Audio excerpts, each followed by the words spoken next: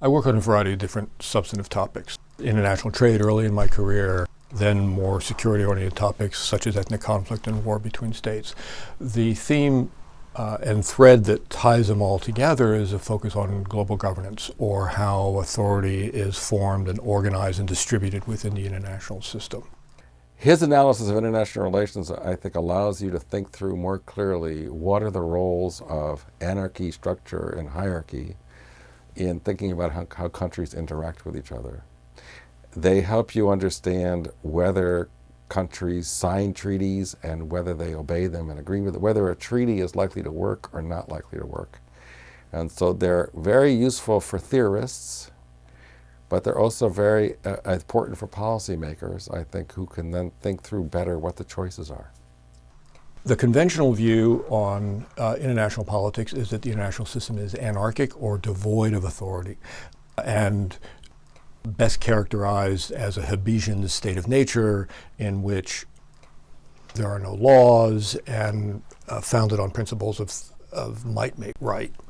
And there are important consequences of this for American foreign policy, how we think about our role relative to other countries and how we try and influence those countries.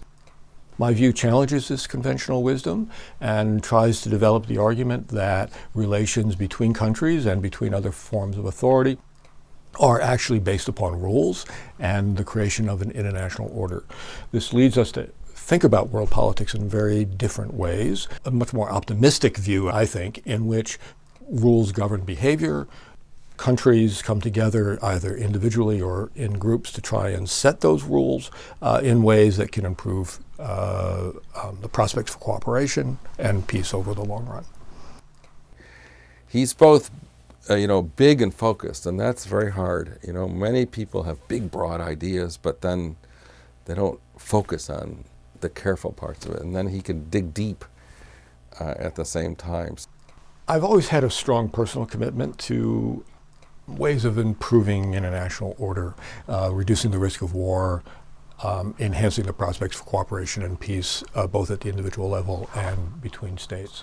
The particular book on hierarchy in international relations was really catalyzed by the Iraq War of 2003, when, as interpreting the events in the run-up to the war, I saw the United States as abusing its authority over other countries in ways that I thought would be quite consequential. And I think many of those fears were unfortunately borne out in the course of the war. So in that book, what I tried to do was sort of pull together the ideas, develop about authority and how the United States can best conduct its relations with other countries.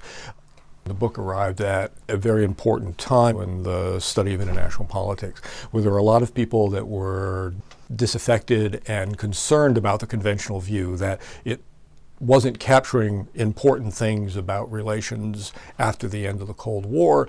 And so as more people began to question this conventional view, the hierarchy book has come together to sort of try and pull some of those sources of dissatisfaction together, and fortunately for me has had the kind of impact that I hoped that it would, is helping us think about international politics differently than we had prior to that.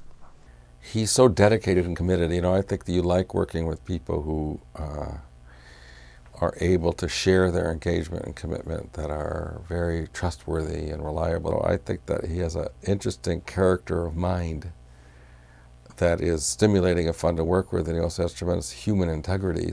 I find him one of the most stimulating as well as trustworthy intellectual collaborators that I have.